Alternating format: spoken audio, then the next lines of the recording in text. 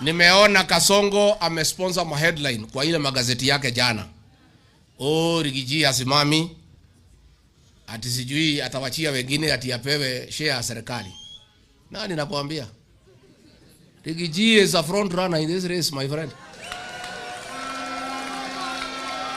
Rigiji, what I need to do is to persuade my colleagues that I have the numbers, I have the mobilization capacity, I can marshal enough resources, I have enough inspiration, I have enough messaging capacity to defeat William Ruto. I'll persuade my colleagues to make me the flag bearer.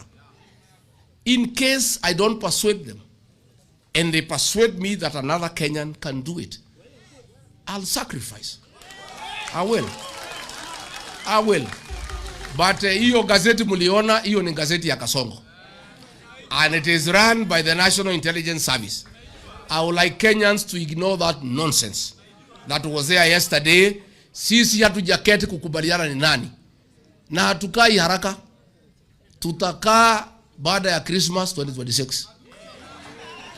The united opposition, as we speak, they have the most difficult task in relation to 2027 general elections. Why am I talking about that? William Ruto, everyone knows that is the person to go home. But as we speak today, Kenyans are not aware who is going to come in. And William Ruto has done most things to ensure that at least he's gauging his abilities to get into power again in 2027.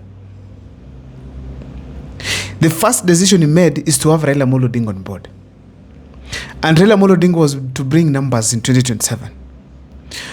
After Raila Amolo Odinga's death, I can comfortably tell that William Ruto knew Raila Amolo Odinga was a force that was supposed to dictate what is going to happen in 2027.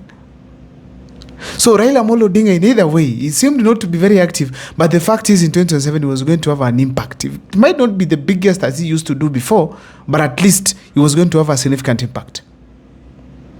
So along the way, Raila Amolo Odinga, through God's will, is no more. William Ruto, apart from Raila Amolo Odinga, he also went for Northeastern Kenya, where he started a drive for registration of people. Either you are Kenyan or not, you are registered. And then after registration as a Kenyan, then now you get an ID, then register as a voter. That also started.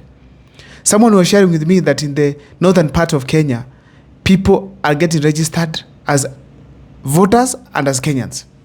So as all these things are happening, the aim of William Ruto is to get the numbers for 2027.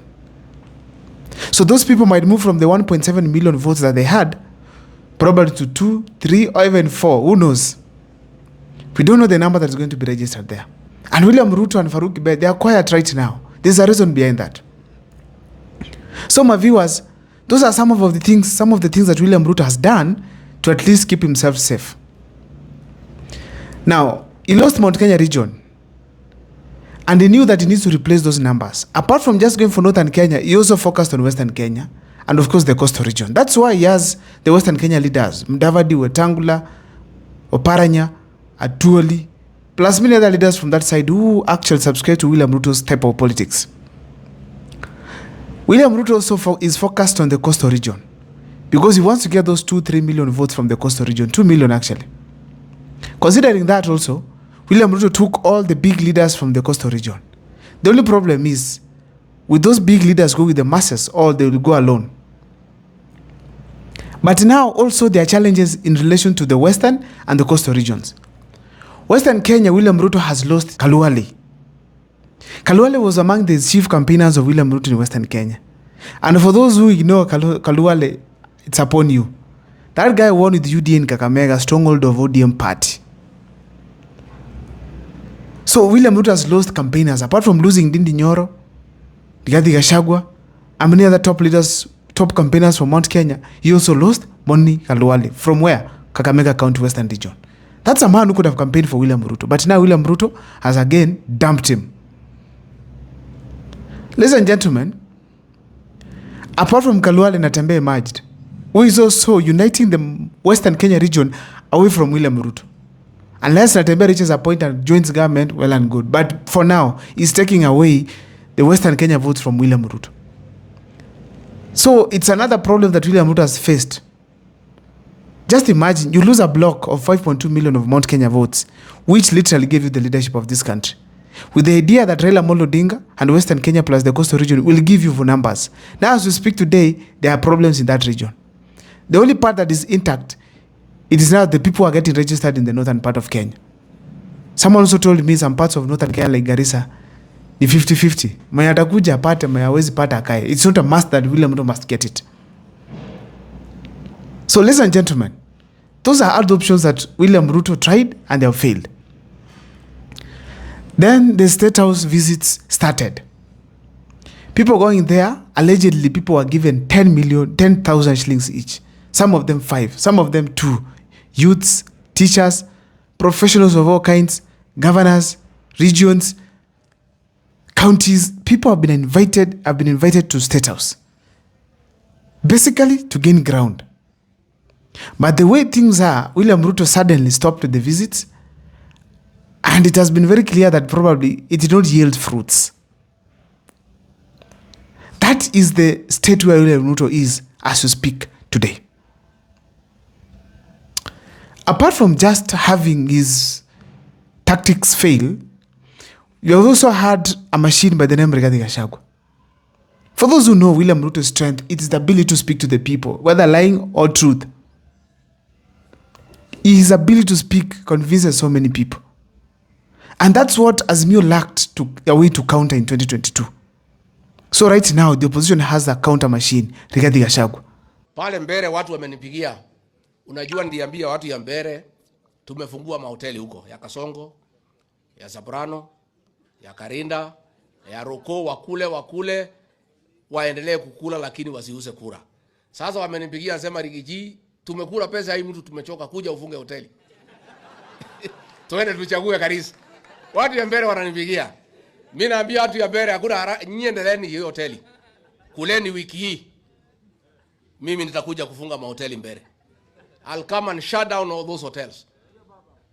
Na ile kivumbi tutaonaisha Kasongo hapo Mbere North. I'll go personally to Mbere myself. I shut down all the hotels. Ile ya Kasongo, ile ya Soprano, ile ya Ruko, ile ya Karinda. I gave an example before and I told you William Ruto went to Western Kenya for 6 days. Rigathi Gachagua took 6 minutes to bring him down, and it happened. So, ladies and gentlemen, day by day, Rigathi Gachagua is destroying William Ruto, weakening him, and most likely is going to finish him completely in 2027. Up to that point, the entire opposition team, they have a reason to smile. They have a reason to say we are safe. Because already Kenyans have rejected William Ruto's tactics. They have rejected all of them. Now, there's only one thing that William Ruto is left with to win an election. Just one. That's what I want to take you through here on this particular channel. But before I take you through, if this is the first time you're watching my videos at Mukwa Times, please take a second to subscribe, like, and comment, because that is the best support you can always give this channel. Ladies and gentlemen, what is this thing that's left for William Ruto? The decision-making of the opposition team. Every wrong decision that the opposition makes, it moves people closer to Ruto. I was having a debate yesterday on my channel here at Mukwa Times, and someone was telling me Matiang'i was supposed to be the flag bearer. Others were saying, no, Kalonzo should be the flag bearer. Others, the Gachagua came out and said, it can't be the flag bearer. The problem the opposition has right now, if you choose Matiang'i over Kalonzo, the campus will be like, what about Kalonzo? Why not Kalonzo? Then if it's not Kalonzo, twende kwa Ruto. A step towards Ruto. If right now Matiang'i is ignored, put aside, and then it's now opposition versus William Ruto and Matiang'i with his own faction. Or maybe Matiang'i given a ministerial position. People will be like, why not Matiang'i? Matiang'i is the best. He has a track record. Well and good.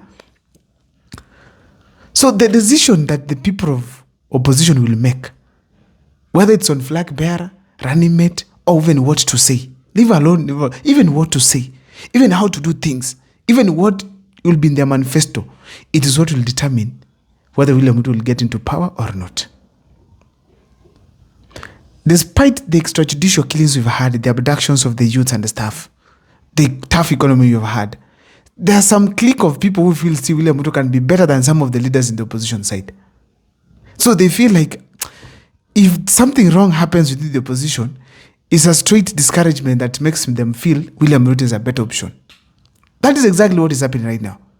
So William Ruto has entirely placed his game on hold to allow the opposition to play theirs and eventually go and make a mistake for him to bounce on that particular mistake. That's why we are seeing all these rumors coming across on social media where they are trying to propose a certain formula to paint a certain negative image about the opposition. And that is how William Ruto is going to win, just getting the opposition to be beaten by their own game. So therefore, it's my appeal to the opposition team. The only way that you can be safe, listen to the people. If the people want Rigathi Gachagua to be the flag bearer of the opposition, let him be. Don't go against that in the name of any other selfish interest. Don't do that. Because if you give the people the chance, their voice will always prevail. But if you give the opposition leaders the chance to speak, to decide. One time I was listening to Jeremiah Kioni and they said the mistake they made in 2022 is to sit in a corner and decide it is Raila. Yet the people of Kenya, more especially from Mount Kenya, had not accepted Raila. And that's the area that was to determine who to become the flag bearer, the president of this country. Could they have sat back and wait, ask themselves, let's seek the opinion of the people? They could have gotten what the people of Mount Kenya really want. But now, they did not listen. And eventually, Raila Amolo Odinga was beaten flatly within the Mount Kenya region. That's my opinion. I don't know what is yours, but in the comment section, share with me on what you think. My name is Abel Mokwa. Thank you so much for watching. Please make sure that you subscribe.